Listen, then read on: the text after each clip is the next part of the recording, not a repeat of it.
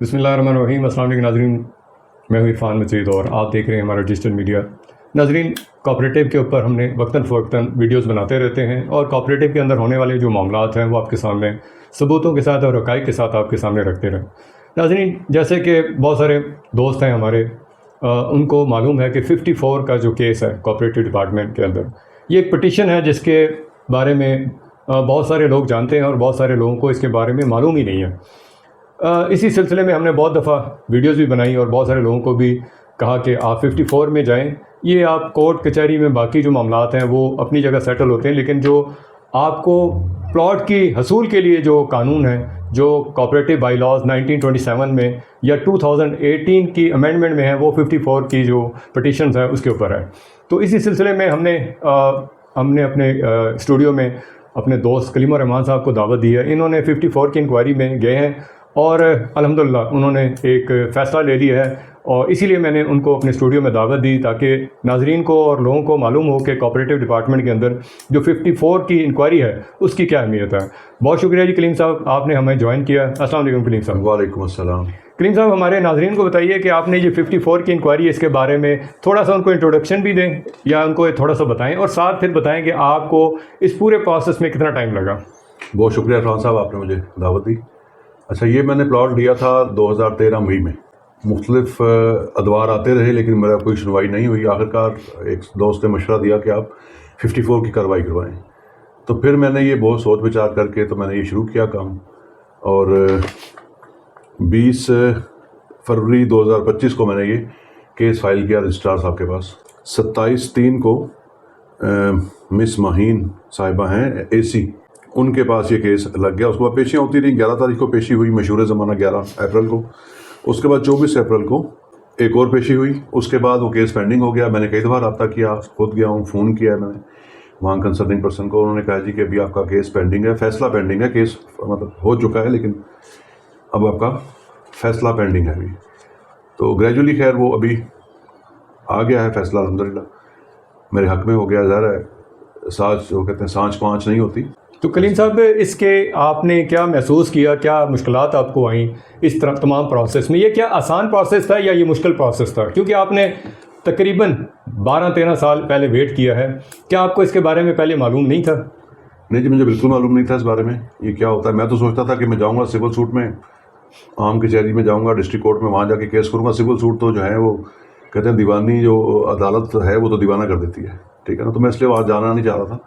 लेकिन जब मुझे लोगों ने गाइड किया, मेरे भाइयों ने, प्यारों ने मुझे बताया कि ये 54 की कार्रवाई जो है इसमें इतना टाइम नहीं लगता, और वही मसला है कि 5-6 महीने या 4 महीनों में ही अल्हम्दुलिल्लाह मेरे हक़ में फ़ैसला हो गया। कलीम साहब, थोड़ा सा हमें ये भी बताइए कि क्या रजिस्ट्रार ऑफिस से आपको फ़ोन आया था कि आपका जो ऑर्डर है वो आ गया है, और आप अपने ऑर्डर के बारे में भी बताएं कि क्या उसमें क्या खुशाइन बात है, क्या आप समझते हैं कि क्या आपके हक़ में ये बेहतर फ़ैसला है, ताकि मेंबरान को पता चले कि उनको किस डायरेक्शन में चलना चाहिए।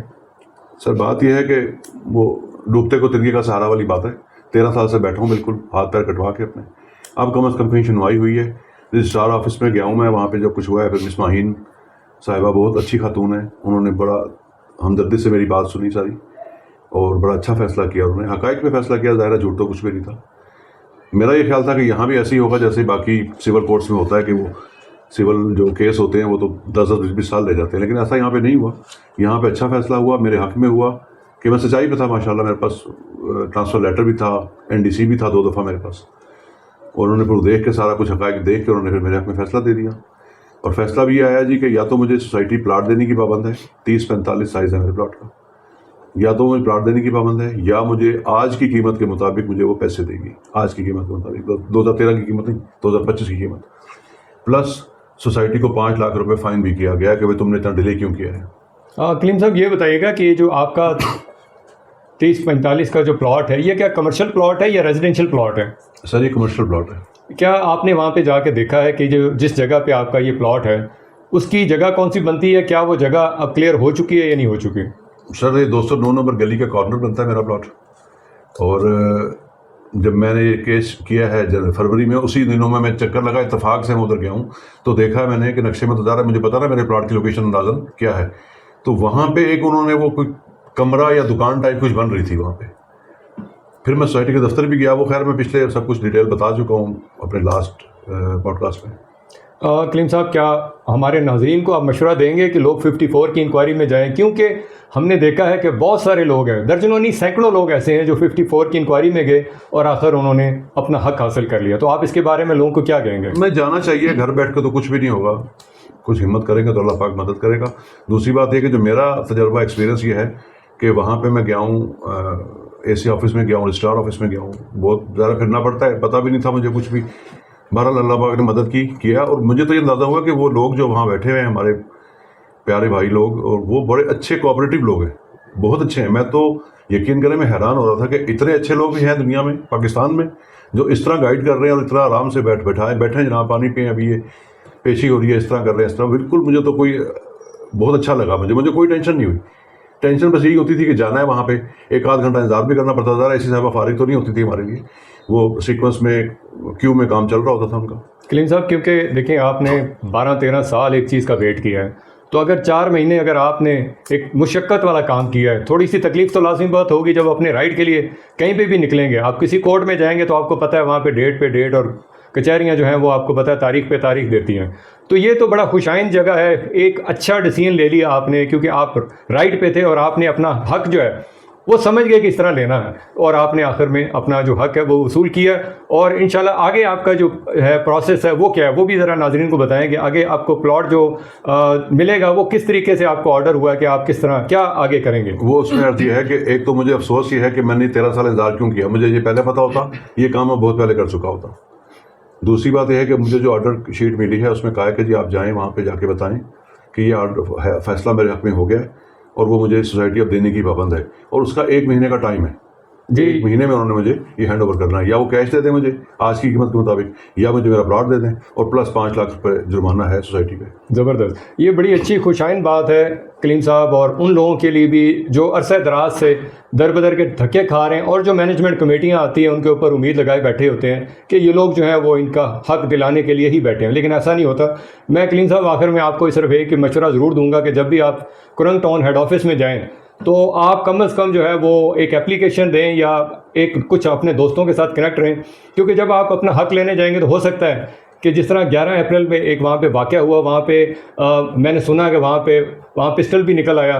وہاں پہ جو شخص گیا تھا وہ جمپ لگا کے جنگل میں چلا گیا اور وہاں پہ پسٹل چھپا کے واپس بھی آ گیا, اور وہی 5 بجے جو ٹائم تھا, ایک اسپیسیفک ٹائم تھا جس کے اوپر معلوم یہ ہوا کہ 5 بجے جو ہے FIR ہوگی. تو میں آپ سے ریکویسٹ بھی کروں گا اور آپ کو مشورہ بھی دوں گا کہ جب آپ وہاں پہ جائیں تو اپنے دوست یاروں کو بتائیں کہ میں کرنگ ٹاؤن ہیڈ آفس جا رہا ہوں, تاکہ آپ کے ساتھ کچھ ایسے معاملات نہ ہوں. تو اس کے بارے میں آپ ذرا 1 منٹ کا تجزیہ بتائیں گے, آپ کس طرح جائیں گے وہاں پہ؟ جی بالکل ایسے ہی کروں گا, میں بتا کے جاؤں گا, اور انشاءاللہ اللہ پاک خیر کرے گا. کوئی نہیں. اور دوسری بات یہ ہے وہ جس طرح وہ 11 اپریل کو جو ہوا تھا وہ ایک ہی ٹائم میں بندہ 5 بجے پستول بھی چھپا رہا ہے اور گرفتاری بھی دے رہا ہے اور وہاں پہ لڑائی بھی کر رہا ہے اور اسی ٹائم FIR بھی ہو رہی ہے. تو بھائی میرے میں تو اتنی ہمت ہی نہیں ہے, میں تو عمر دیکھی اور صحت دیکھی میری, میں تو اتنی پھرتیلا نہیں ہوں میں تو کہ یہ 4-5 کام میں ودن 1 سیکنڈ کر لوں گا. بہت شکریہ کلیم صاحب. میں تمام ناظرین اور دیکھنے والوں کو بھی یہی کہوں گا کہ آپ 54 کی انکوائری میں جائیں. سب سے پہلے آپ اپنے جتنے پلاٹس ہیں, آپ کا ایک ہے پلاٹ ہے یا 10 پلاٹ ہیں, آپ ان کی NDC کریں تاکہ معلوم ہو کہ جو موجودہ مینجمنٹ کمیٹی ہے, کیونکہ آج ان کا یا کل ان کا آخری دن تھا کہ وہ اپنا ٹائم جو ہے وہ پورا کر چکے ہیں. جو انہوں نے ڈیلیور کرنا تھا وہ کر دیا, جو لوگوں کو لالی پاپ دینا تھا وہ دے دیا. 21 اگست 2022 کو الیکشن ہو گیا تھا, تو 22 اگست 2022 کو انہوں نے اپنا چارج لے لیا تھا. جو لیٹیگیشن تھے, معاملات تھے, وہ سب کو معلوم ہے, لیکن کوآپریٹو ادارے کے اندر ایک بات جو ہے وہ پتھر کی پر لکیر ہے کہ جس دن آپ کا الیکشن ہوتا ہے, جو نوٹیفیکیشن ہوتا ہے, آپ 3 سال تک آپ بے شک کسی بھی لیٹیگیشن میں ہوں, 3 سال بعد آٹومیٹکلی یہ سسٹم جو ہے وہ ختم ہو جاتا ہے. اس لیے مینجمنٹ کمیٹی جو لوگوں کو بار بار نئے لالی پاپ دیتی ہے, بیوقوف بنانے کی کوشش کرتی ہے, وہ پاسبل نہیں ہے. تمام چیزیں جو ہیں وہ حقائق سامنے رکھے جائیں, تو ان کا ٹائم جو ہے وہ پورا ہو چکا ہے. تو کریم صاحب آپ جب پہلی فرصت میں جائیں تو آپ جا کے اپنے حق کے لیے وہاں پہ اپلیکیشن جو آپ کے پاس پڑی ہے وہ آرڈر شیٹ وہاں دیں, تاکہ آپ کا جو حق ہے, جو عرصہ دراز سے آپ در بدر کی ٹھوکریں بھی کھا رہے ہیں, اسی امید پہ تھے کہ یہ مینجمنٹ کمیٹی جو موجودہ لوگ بیٹھے ہوئے ہیں یہ آپ کا حق دیں گے, لیکن انہوں نے بھی وہی سلسلہ جاری رکھا جو پچھلے لوگوں نے جاری رکھا. اسی کے ساتھ اپنے ہوسٹ عرفان مجید کو اجازت دیں. نیکسٹ ویڈیو میں ہم کوشش کریں گے کہ جو اور لوگ ہیں 54 کی انکوائری میں, ان کو بھی آپ کے سامنے لائیں, تاکہ لوگوں کو معلوم ہو سکے کہ 54 کی جو انکوائری ہے, جو رجسٹرار کے پاس ایک کیس کی صورت میں وہاں دائر ہوتی ہے، جو اس کا رزلٹ آتا ہے وہ متاثرین کو معلوم ہو تاکہ وہ اپنے حق کے لیے کھڑا ہونا سیکھ سکیں۔ اسی کے ساتھ اپنے ہوسٹ کو اجازت دیجیے گا۔ اللہ تعالی ہم سب پہ اپنا کرم کریں، ہمیں بھی اپنی دعا میں یاد رکھیے گا۔ السلام علیکم ورحمۃ اللہ۔